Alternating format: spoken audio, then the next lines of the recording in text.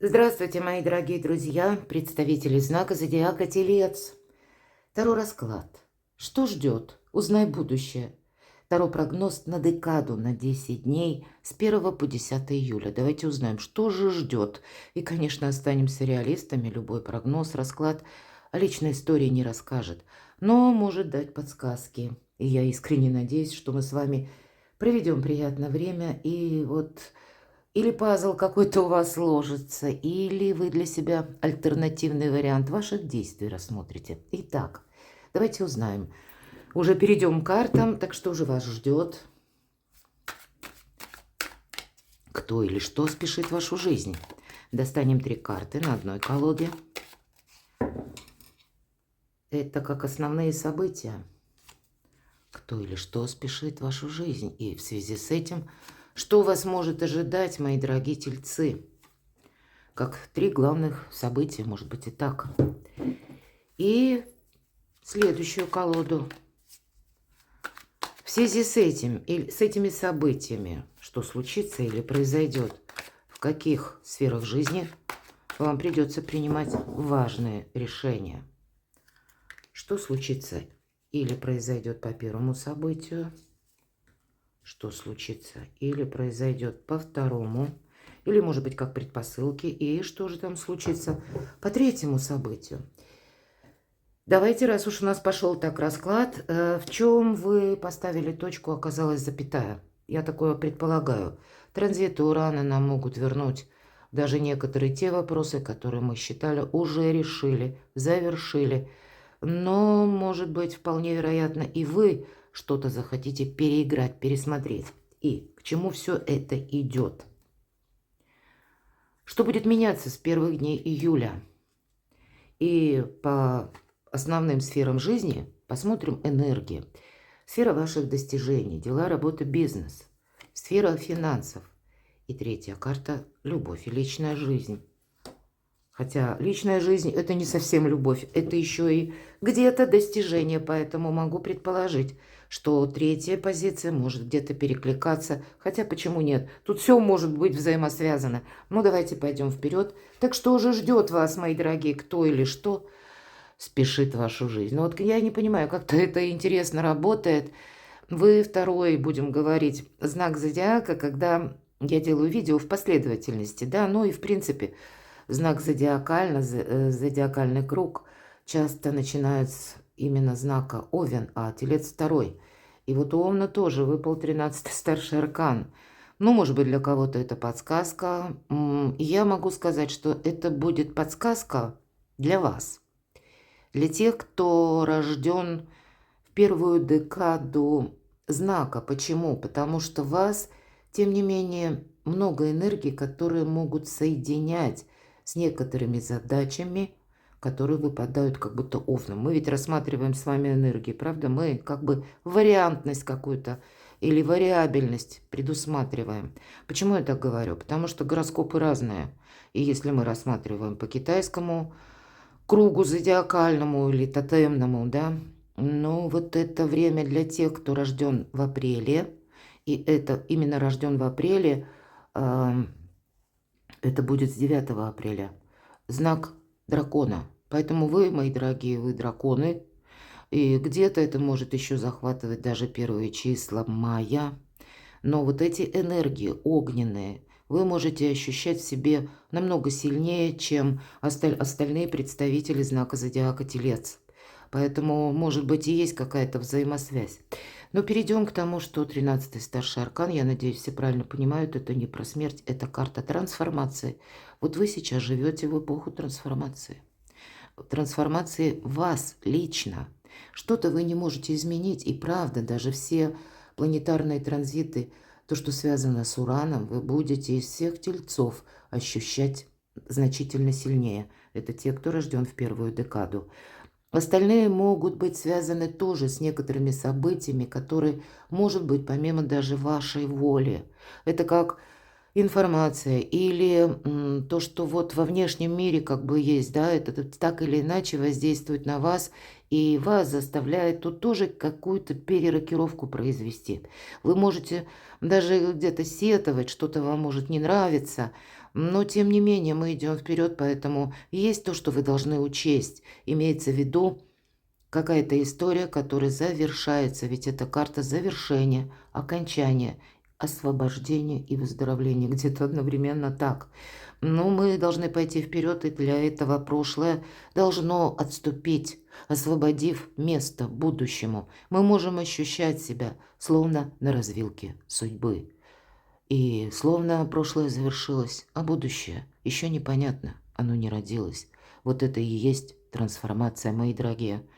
Старший аркан, поэтому где-то приготовиться. Все равно любой старший аркан говорит о событиях, которые именно внешние, но они очень как-то тесно будут увязаны с вашей личной историей, с вашими личными достижениями, планами на будущее. Поэтому, может быть, есть еще в первую декаду июля те вопросы, которые вам нужно максимально свести к какому-то знаменателю. Но использовать другие методы, потому что, как говорится, уже прежние не работают, что-то уже не функционирует. Для вас какие-то могут быть даже активные действия, когда вы можете перезаключать какие-то договоры, перестраивать самого себя на новые рельсы в плане новых технологий, будь то цифровых, это все связано с Ураном, и вы это чувствуете наиболее остро. Ладно, пойдем дальше. Тут у кого что. Но я думаю, в жизни каждого из нас, из вас, мои дорогие тельцы, есть какой-то пункт, да, который словно мешает идти вперед. Вот именно этому нужно уделить внимание. И эта карта не говорит, что мы искусственно притянули там что-то из прошлого, и дай-ка я еще раз попробую, вот, и вдруг я сейчас у меня как раз это и получится. Нет, если судьба нам закрывает, это как знак судьбы, мои дорогие. Если закрывают какие-то двери, не ломись туда, телец. Вряд ли это, закончится чем-то со знаком плюс. А если ты, может быть, даже решая какую-то тему, такую застарелую уже, которая вам надоела, но используя новые методы, вот у вас тут как раз и может быть своеобразный прорыв. Но это не сразу мы прямо в дамки как будто попадаем. Нет, тут это время таких поступательных, может быть, даже медленных, осторожных действий. Проба пера. Мы пробуем, мы пытаемся себя адаптировать к новым условиям, к новой жизни. Трансформация. Вот что ждет? Трансформация, опять же. Ладно, что ждет еще кто или что спешит в вашу жизнь? Но самое главное, знаете, не провести этот период в ожидании, вот эти 10 дней. Что я сел и жду, как-то там оно распределится само. Это первое. Или не остаться во власти прежних принципов. Восьмерка мечей– это всегда карта искаженного восприятия. Это вы можете почему-то сожалеть или испытывать сложные эмоции. И я должна сказать, вас эмоциональный фон может тянуть назад и к такому вопросу все сводить. А почему же так получилось? Ну почему же меня вот как-то несправедливо ко мне судьба? Почему я столько раз что-то пробовала или пробовала, а все время в какую-то стену упираюсь? Вот, мои дорогие, опять же, знак судьбы. А вам туда не надо. Вам в будущее, это правда. Но вы можете чувствовать, что прошлое, хотим мы или нет, или пытаясь даже что-то искусственно задержать, оно все равно трансформируется. И поверьте, мои дорогие тельцы, если это вот словно суждено, или как прописано в небесной канцелярии, вот именно лично вашей истории, каждого из вас. Так вот, тем, кому суждено, они нас догонят. Тут нужно самому идти вперед. И тем, кому с вами по пути, они действительно вас будут догонять. Ваша задача, если вы вспомните колоду классическую «8 мечей», всегда изображен человек среди чаще какой-то стужи или темноты, и он вот за этим забором находится, и ведь по сути его ничто не держит. Но ему кажется, что либо страшно, и опять же страх искажает реальность, либо мне непонятно, как идти. Ну, наверное, пока мы за этим забором и будет непонятно. Аккуратные первые шаги. Сделали шаг, отдышались, осмотрелись. Что вокруг происходит? Идем дальше. Искусство мелких шагов. Будьте где-то к этому готовы, потому что что-то завершается, мы говорим, а будущий опыт вы только начинаете отстраивать. Что же ждет еще? И вы знаете, в каком-то прежнем ритме люди, может быть, по наитию, вы ведь люди сильные, вы люди, главное, надежные. А у нас сейчас время такое сумбурное. Вас могут ощущать или даже могут смотреть на вас и думать: ну вот надо же, вот у него все легко и просто. И только вы одни знаете, как вам тяжело, как вам сложно. Просто вы не видите смысла кому-то что-то рассказывать, а может быть даже энергий таких нет. И еще раз повторить на словах все то, что происходит в вашей душе. Но люди, тем не менее, вас воспринимают как везунчика.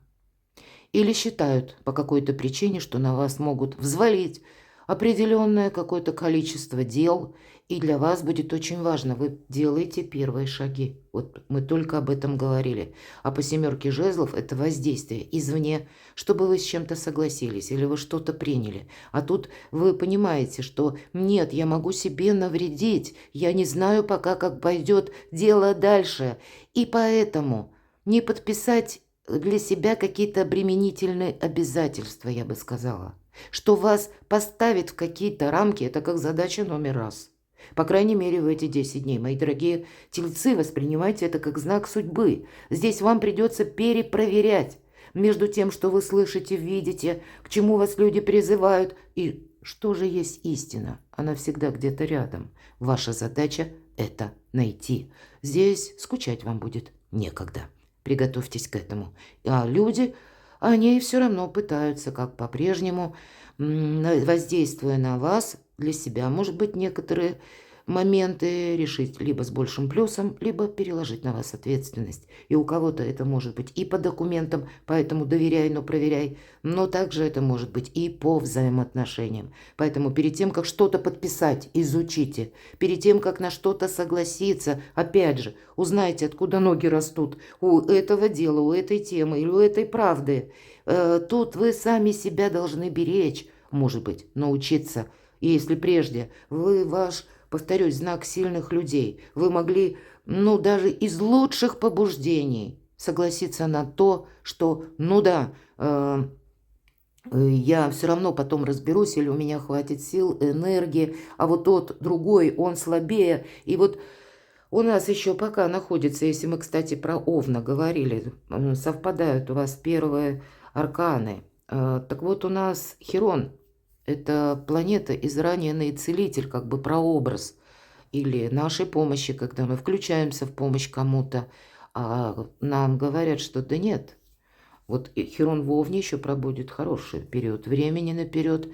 И поэтому, мои дорогие, помните, что даже из лучших побуждений кому-то помогая, это вам не дает гарантии, что этот кто-то продолжит даже ваши вот такие добрые помыслы в каком-то позитивном или добром ключе. Поэтому, правда, даже кому помогаем, нужно правильно для себя оценить или действовать с оглядкой. Сейчас эта декада, ваше время, и больше это никому не принадлежит. Вы должны как-то еще и эти 10 дней прожить, знаете, ну, максимально включив критическое мышление и осознанность. Не делать или по наитию, или на автоматизме какие-то мелкие вопросы, мелкие задачи. Здесь вы как с чистого листа начинаете жизнь. Вот такое у кого-то. И кто-то может так и чувствовать. Ладно, что случится или произойдет, 13-й старший аркан. Вот такая перезагрузка карты сильного человека. Королева жезлов, вот этот огонь, да. И знаете, вы хотите что-то реализовать, и ведь у вас получится. Но королева жезлов, она прошла сложный путь.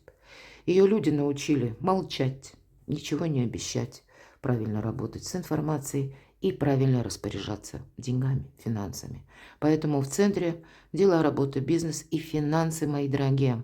И вот этот черный кот, который очень часто в классических колодах, да и в этой колоде тоже изображен, это некоторая тайна, но это та тайна, которая умеете хранить вы, как свои, так и чужие секреты. Вам люди больше доверяют, вам люди могут в эти 10 дней словно нести свои беды. Вот приготовьтесь к этому. Но это не для того, чтобы вы кинулись в помощь. Нет. Это к вам приходит информация, как тема подумать. что-то проанализировать. Потому что королева жезлов, она как владыка информации отчасти. Ей люди доверяют, магнетизм он присутствует, но еще и вашу силу люди опять же чувствуют. Может быть, кто-то чувствует, что да нет, вот мне с тельцом надежнее. Может быть, там мне что-то не нравится, или я там с чем-то не согласна, не согласен. Но вот то, что это человек надежный, вот этого не может никто оспорить, понимаете? И даже если с вами и не соглашаются, или у кого-то было желание поспорить тут, потому что, а вот выгодно. И поэтому где-то человек так среди вас может оставаться. Поэтому не время кому-то что-то объявлять, выносить вердикты, обещать. Храните тайну, храните молчание. Вам это помогает.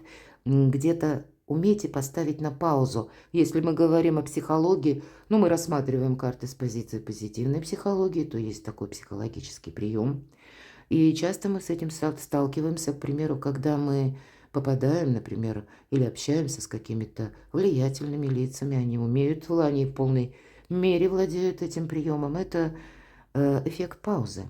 Представьте, что вы пришли к какому-то высокопоставленному лицу, или вам нужно с каким-то важным человеком произвести разговор, вы имеете свой интерес, вот вы пришли, и вы ему начали объяснять, с чем вы пришли, а он вас слушает и молчит. И вот создается пауза.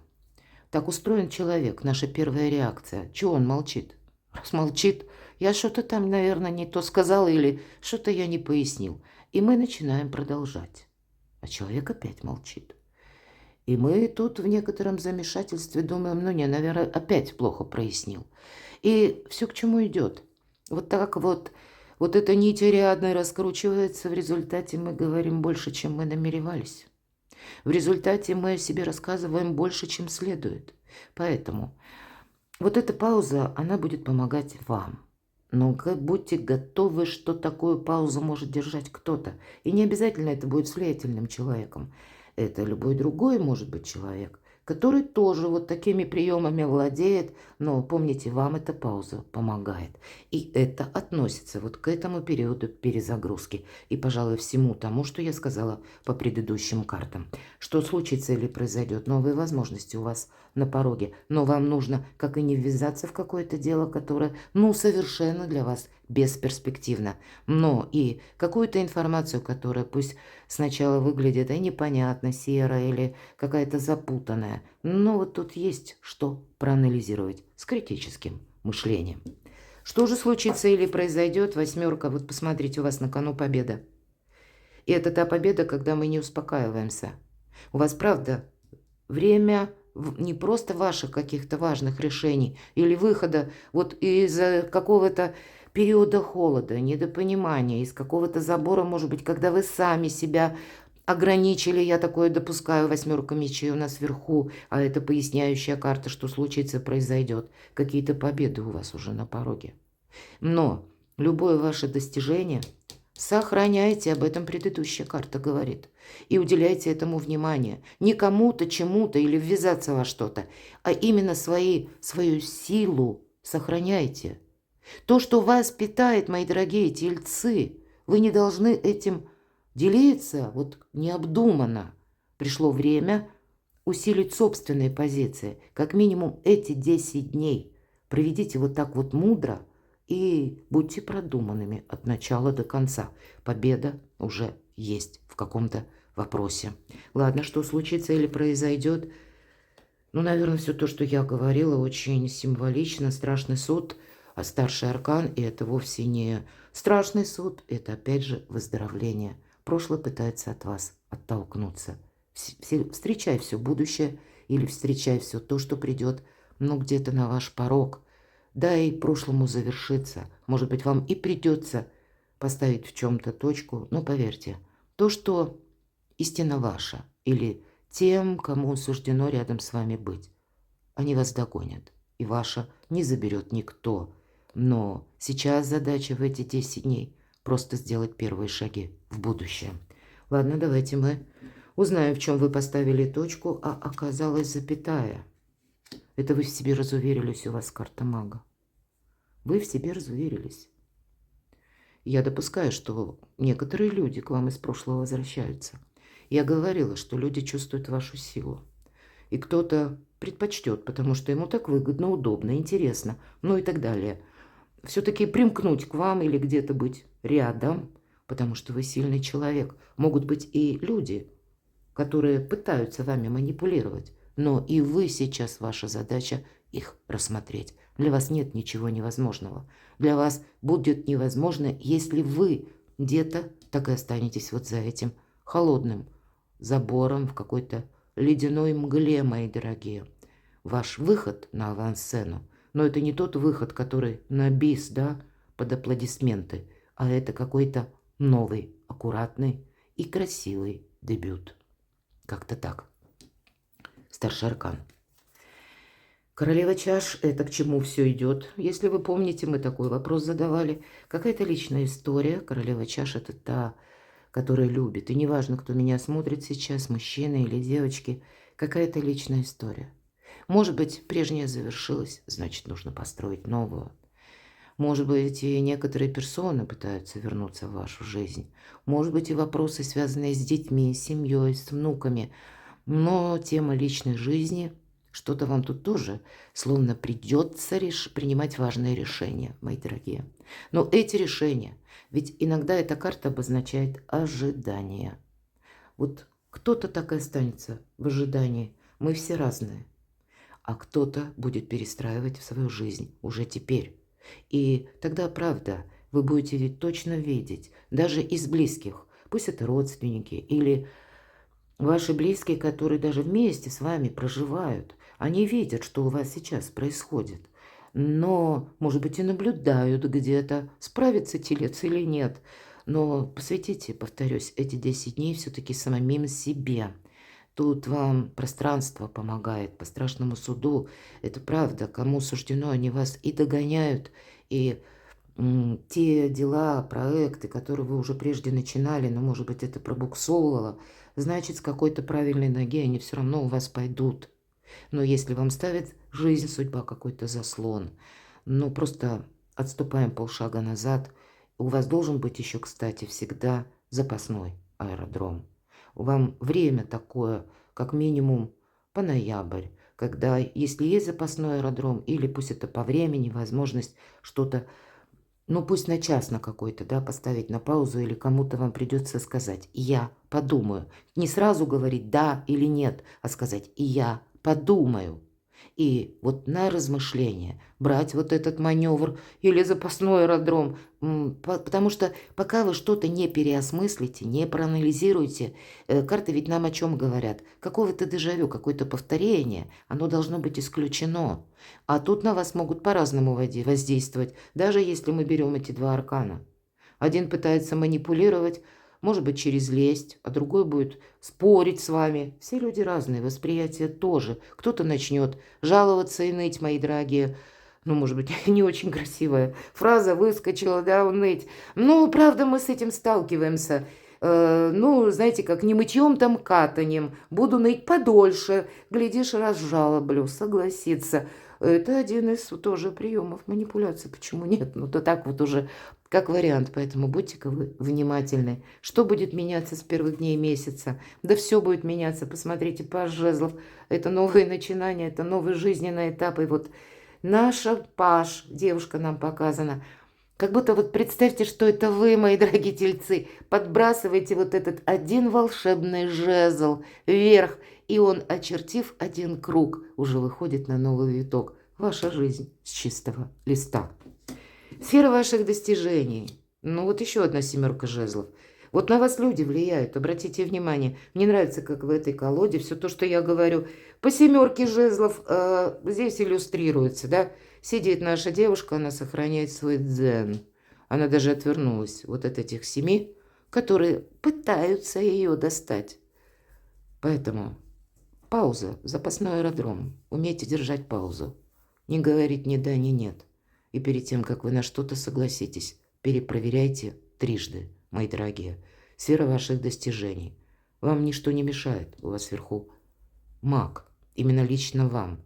Но вам могут помешать отчасти люди. Вы их не исключите из своего из своих контактов, или и пусть это даже будут близкие, но есть какие-то вот такие, может быть, и мелкие задачи, но значит не перепутать мелкое и что-то более важное. Это тоже вот для вас все имеет значение. Правильно распределить время, правильно распределить свои собственные силы. Не время делиться силой, вам говорит карта. Время ее сохранять, кумулировать и идти к победе. Вот как-то так. А победа будет. Деньги. Или финансы. Карта сила. И финансы вас могут где-то первая декада июля. С одной стороны, вроде деньги или финансы, тут какая-то либо история, которая постепенно выруливается на обгон, либо вы чувствуете силу, свои собственные ресурсы. С одной стороны, это может искажать какую-то реальность, потому что мы всегда во власти эмоций. И вот нам прорисовано, как будто часть лица, львиная грива у девушки, да, это вот эмоции. Лев – это прообраз нашего эго, которое рвется наружу. Эх, была не была, вот, например, сделать вот так, и это на финансы, на какие-то траты, или на что-то согласиться, или на какой-то проект, или вложиться куда-то, да что угодно, или купить что-нибудь такое, эдакое, в чем себе очень долгое время отказывали. А вот вторая половина нам говорит: нет, ты подожди, тебе сейчас нужно идти к своей победе. Вот как-то так. Вроде сила есть, но есть и сила эмоций. И я так вижу, не соскользнуть. Вам может захотеться сделать какие-то подарки, знаки внимания, может быть, любимому человеку, или любимым людям, или своей семье. У вас может решиться какой-то вопрос по финансам, мои дорогие. И вам так это, ну, где-то с барского плеча захочется, эх, вшире развернуться. А нам карта говорит: не, наступит завтра, и ты не должен повторить какое-то вчера. Не должно быть дежавю. Очень грамотное отношение к финансам. Старший аркан. И при том, при всем есть сила. Личная жизнь, но это вы сами, неважно, кто меня смотрит, мужчины или девочки, мои дорогие. Королева жезлов – это та, которая из любого бардака и хаоса умеет отстроить порядок. Вот вы его как будто с нуля можете отстраивать. У кого-то так, потому что 13-й старший аркан. Ну, или даже если не с полного нуля, или с каких-то отрицательных чисел, если есть, самое главное – ваши ресурсы. Вы как-то их умеете правильно распределить. С другой стороны, по этой карте это та, которая надеется сама на себя. И к мужчинам это также относится, мои дорогие. Почему? Потому что не те энергии, как у короля, вот именно мечей, мы по полу карту не рассматриваем. Король мечей – это, ну, где-то в хорошем смысле скупердяй. А королева нет, пентаклей, она как раз готова делиться. Это та, которая полна эмпатии к своим близким, заботе. Она переживает искренне, но есть еще ее планы, которые она желает реализовать в реальной жизни. И если нам говорят, это все сказки, так вот да, вот то, что зарождается в ментальности сказкой, это единственная карта в колоде, которую королева Пентаклей умеет сделать былью. Вот у вас такие энергии. Это где-то первая ступень или энергия императрицы, опять же. И хотя я допускаю, что, мои дорогие мужчины, для вас какая-то очень важная женщина в вашей жизни. А для вас, мои дорогие девочки, это вы можете быть очень важным человеком, потому что я даже могу допустить, что роль женщины с учетом Плутона в Водолее уже, она будет с каждым годом возрастать. Мы можем верить или нет, но есть такая тема, что от патриархата мы будем отходить. Поэтому, мои дорогие девочки, ваша сила в вас самих. И как вы ее будете тратить, зависит только от вас. Вы более чем ресурсны. Маг, сила и королева Пентаклей. Ну и все остальное. У кого-то может, знаете, быть все-таки маг и сила, да, как будто мужчина и женщина. Но есть полярность такая. Это как союз двух сильных людей, которым очень сложно друг с другом договориться. Они в разных энергиях, и в то же время что-то объединяет. Сумеете ли вы увидеть или смотреть в одном направлении? И этот союз у кого-то может быть личной жизни, а у кого-то это может касаться творчества. Вот, наверное, уметь увидеть какую-то, пусть даже общую заинтересованность, если мы на сферу достижений, Или пусть даже это личная жизнь, хотя там ведь искренность самое главное, там не есть интерес, потому что сегодня есть, завтра нет. Но, может быть, через какую-то искреннюю энергию между магом и силой и происходит прекрасный союз. Я такое могу предположить с учетом королевы чаш. Но то, что о вас могут сплетничать, это точно, когда выпадает 2 королевы, а у вас 3 королевы и больше, это вы в центре внимания. Перекладывайте на себя, мои дорогие любимые тельцы. Я благодарна вам за ваши добрые комментарии. Я благодарю вас за то, что вы смотрите видео. Оставайтесь со мной и будьте счастливы, будьте любимы всегда.